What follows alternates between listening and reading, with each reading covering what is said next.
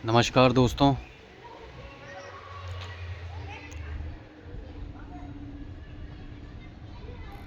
आप ये सामने वृक्ष के नीचे कुछ मूर्तियां देख रहे हैं। देवी देवताओं की कहें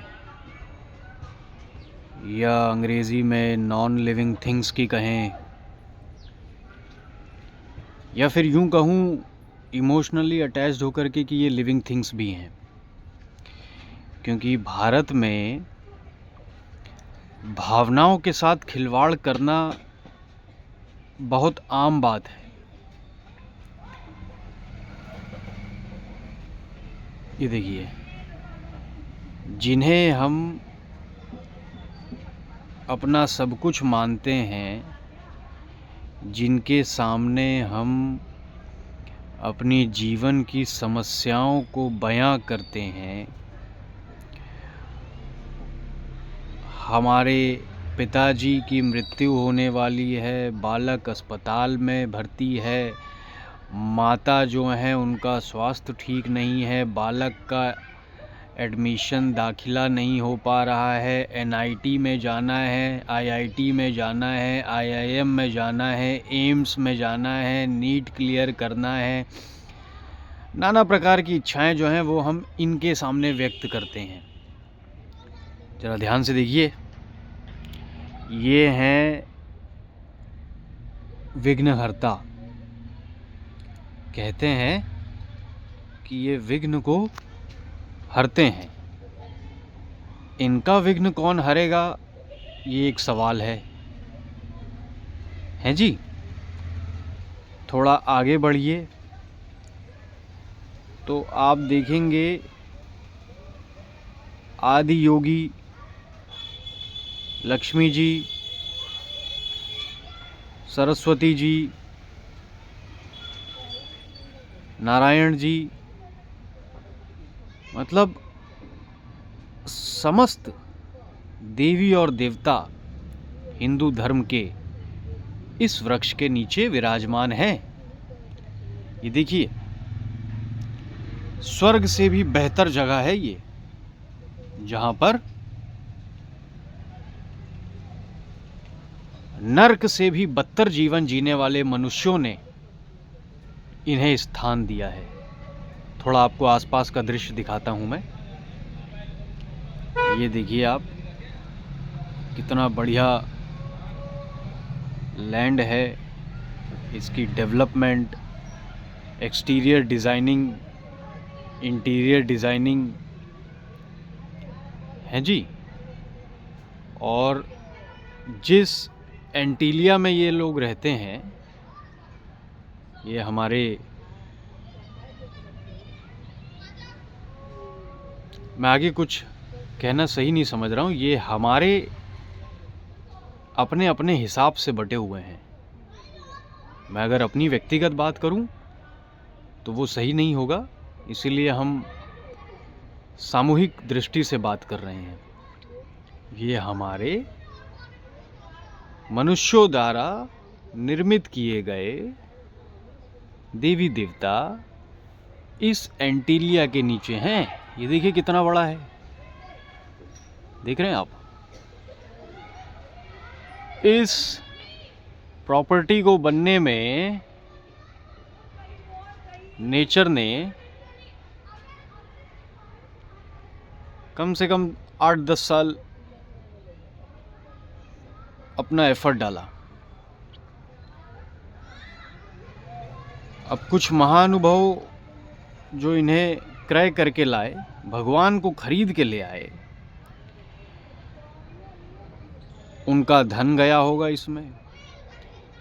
उसके बाद आपने इन्हें ला करके यहाँ स्थान दे दिया। आप अपने माता पिता को कहाँ स्थान देंगे, ये भी एक सवाल है।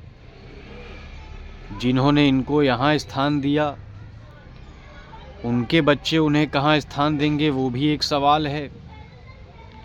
तो सवाल है आपकी चेतना का, सवाल है हमारी समझ का।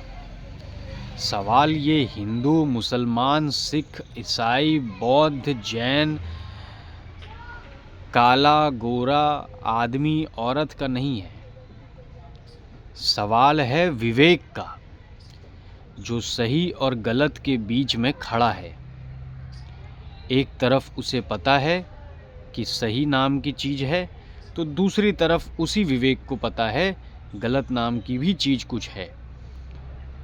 अब दोनों की तुलना करना हमें लगता है ये एक प्रकार से सीमित सोच होगी, जिसका प्रमाण हम तुलना करके देंगे, क्योंकि रात की तुलना दिन से नहीं की जा सकती, महिला की तुलना पुरुष से नहीं की जा सकती, बारिश की तुलना गर्मी से और गर्मी की तुलना ठंडी से नहीं की जा सकती है। हमें ये समझना होगा कि प्रत्येक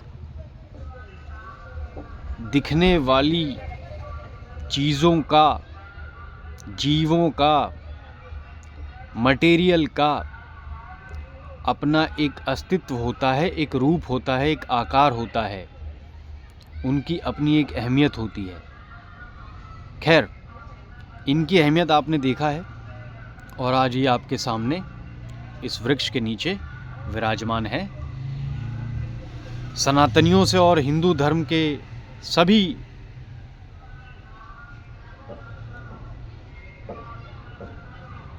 नारेबाजों, चिल्लाने वालों से सवाल ये करूँगा मैं कि क्या इन्हें विसर्जित नहीं किया जा सकता था?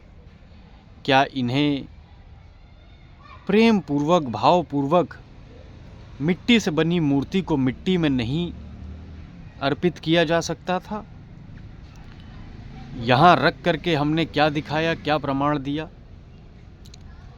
हम आकार को पूजते हैं, निराकार को पूजना क्या गलत है? जो कुछ धर्म के लोग करते हैं, संप्रदाय के लोग करते हैं, क्या आकार और निराकार को दोनों पूजना ही सही है? सेवा करना गलत है, जो कुछ धर्म के लोग करते हैं?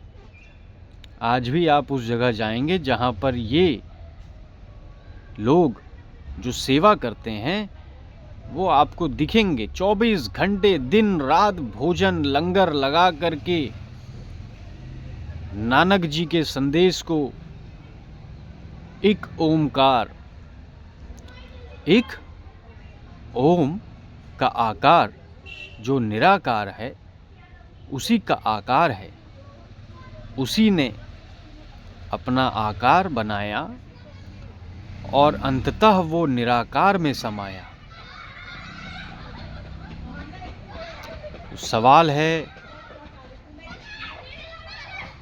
अपनी अपनी समझ का कि कौन क्या समझ रहा है, स्वयं से समझ रहा है या कोई और उसे समझा रहा है।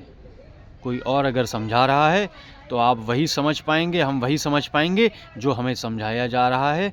और अगर हम समझने का प्रयास करेंगे तो जो हम समझने का प्रयास करेंगे वो हम समझ पाएंगे। धन्यवाद। जय हिंद, वंदे भारत, प्रणाम।